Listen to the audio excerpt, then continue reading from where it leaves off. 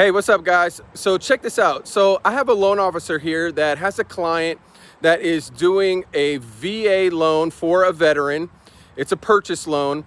And on that veteran's credit report, they have a bunch of different student loans on there. And so the loan officer, when they were preparing the application, thought that all the student loans were in deferment.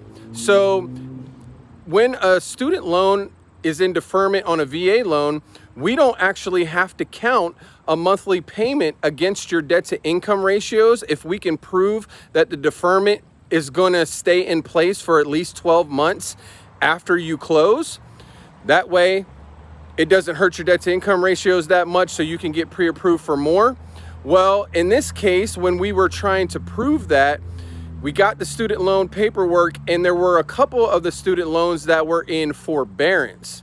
Now, there is a difference between forbearance and deferment. With deferment, we don't have to count a payment. If they're in forbearance, you actually have to count 5% of the outstanding balance divided by 12 as the monthly payment when calculating the debt to income ratios. So it's going to make your debt to income ratios higher if they're in forbearance versus deferment. And in this particular case, the borrower didn't inform the LO. The LO didn't get the student loan paperwork until the loan was in processing. So we were a little nervous that, it was going to throw the debt to income ratios up too high when we put in the 5% payment. But luckily, the debt to income ratios came out to 55%. With VA loans, you can go to 56.99, sometimes a little higher. And in this case, we still had an approved eligible loan, and we were still able to do the deal.